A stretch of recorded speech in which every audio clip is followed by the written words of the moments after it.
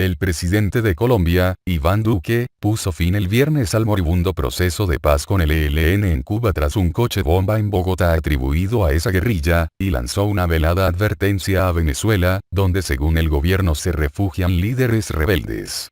Al día siguiente del ataque que mató a 20 jóvenes estudiantes de una academia policial, al igual que al presunto atacante, Duque se dirigió al país para anunciar la reactivación de las órdenes de captura contra los negociadores de paz de la organización armada. He ordenado el levantamiento de la suspensión de las órdenes de captura a los 10 miembros del ELN que integraban la delegación de este grupo en Cuba y he revocado la resolución que creaba las condiciones que permitan su permanencia en ese país, afirmó. Esto significa, agregó, la terminación inmediata de todos los beneficios otorgados a ellos en el pasado por el Estado y la activación de las circulares rojas de la Interpol para su ubicación y captura.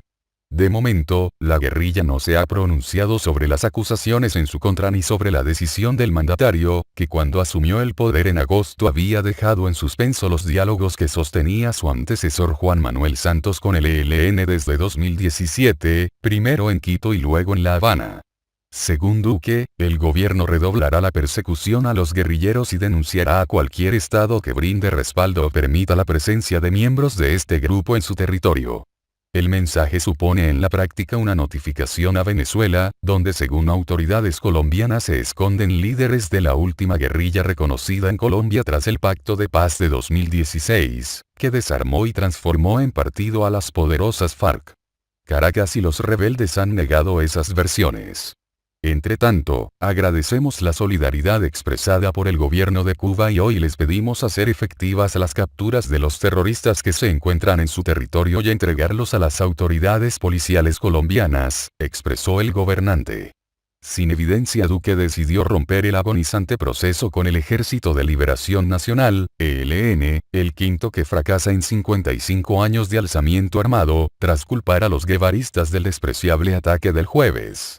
El acto contra la escuela de cadetes fue cometido por un experto en explosivos de ese grupo, identificado como José Aldemar Rojas, de 56 años y quien pereció en el atentado, según el ministro de Defensa Guillermo Botero. Simultáneamente, la Fiscalía reiteró las denuncias de que líderes del ELN se refugian en Venezuela, sumergida en una severa crisis económica y blanco de una fuerte presión encabezada por Estados Unidos que busca la salida de Nicolás Maduro del poder. Sin embargo, el gobierno colombiano dijo no tener evidencia que involucre a funcionarios venezolanos en este hecho. El influyente líder chavista Diosdado Cabello negó la implicación de Caracas y condenó el ataque.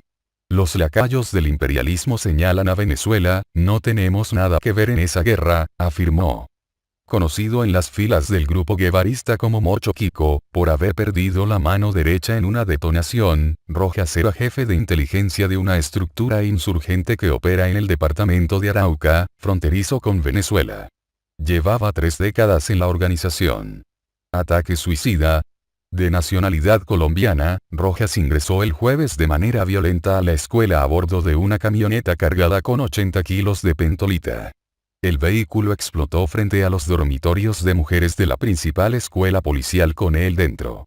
No existe hasta el momento, ningún elemento que nos permita concluir que esta persona se suicidó, afirmó Botero.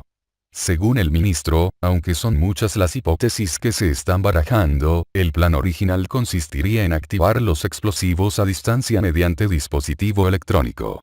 El estallido mató a 20 jóvenes entre 17 y 22 años. Entre los fallecidos hay una cadete ecuatoriana. También hubo 68 heridos, incluidos 3 menores de edad. 9 personas siguen hospitalizadas.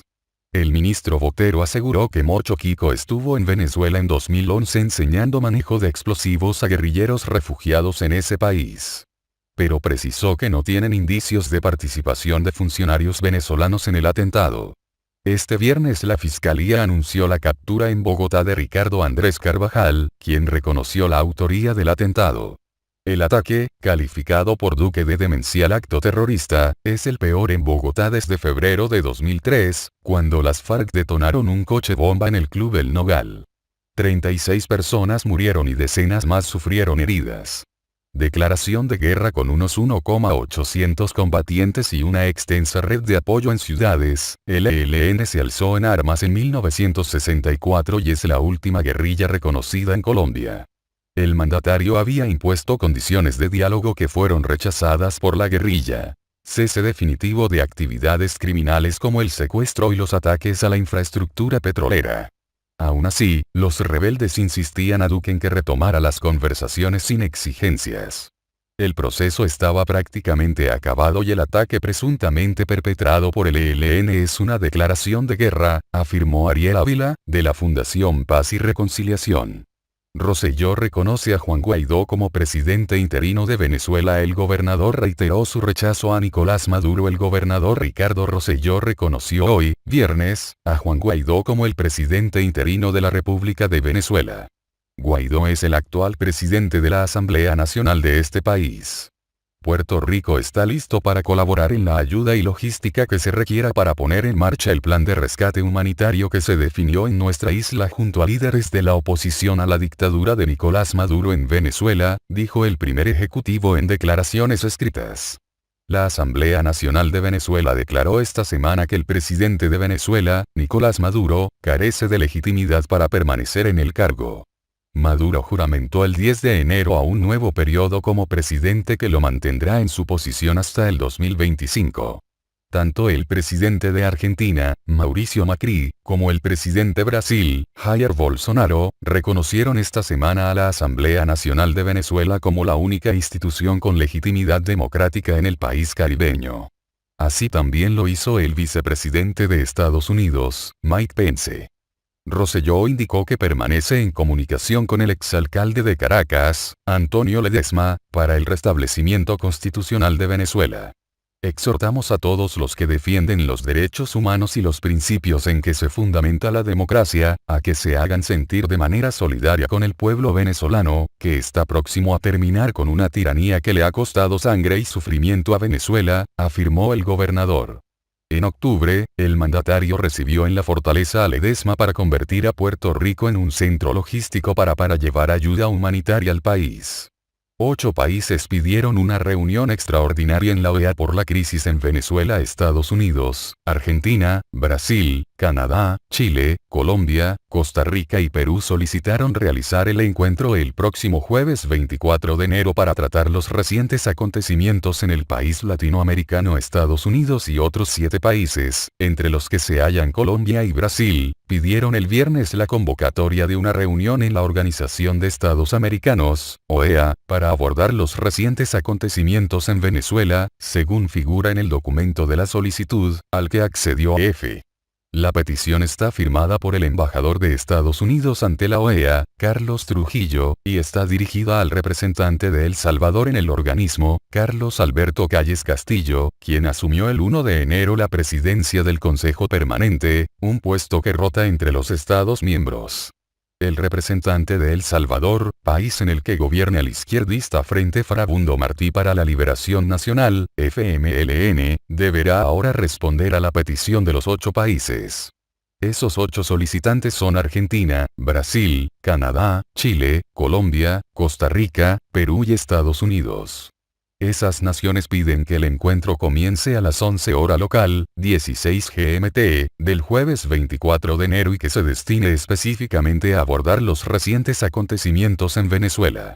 Venezuela vive una situación de incertidumbre política desde que el pasado 10 de enero el presidente venezolano, Nicolás Maduro, volviera a tomar posesión de su cargo. Maduro, que está en el poder desde 2013, resultó reelegido para un periodo de 6 años más en las elecciones celebradas el pasado mayo, que no fueron reconocidas por la mayor parte de la comunidad internacional. El mismo día de la toma de posesión de Maduro, 19 de los 34 países que son miembros activos de la OEA aprobaron una resolución para no reconocer la legitimidad de Maduro, aunque por el momento Paraguay es el único que ha decidido romper relaciones diplomáticas con Venezuela y cerrar su embajada en esa nación. Además, emitieron declaraciones de repudio a Maduro la Unión Europea, UE, y el Grupo de Lima, que agrupa a estados del continente americano que consideran rota la democracia en Venezuela. El presidente de la Asamblea Nacional, Juan Guaidó, ha recibido diferentes apoyos, incluido el del secretario general de la OEA, Luis Almagro, para ejercer como dirigente interino del país, una opción que recoge la constitución venezolana en el supuesto de que no haya un presidente legítimo y se cumplan una serie de condiciones. Hombre caminó desde Venezuela a Argentina un bolso full de sueños y metas por cumplir, eso es lo único que se llevó Reinaldo Perger desde su natal Venezuela. Perger caminó hasta Argentina, en donde se encontraba su pareja. Este hombre es uno de los miles de venezolanos que han abandonado su país, que se encuentra sumergido en una crisis económica y social. El Fondo Monetario Internacional estima que la inflación en Venezuela llegará al 10 millones % en 2019.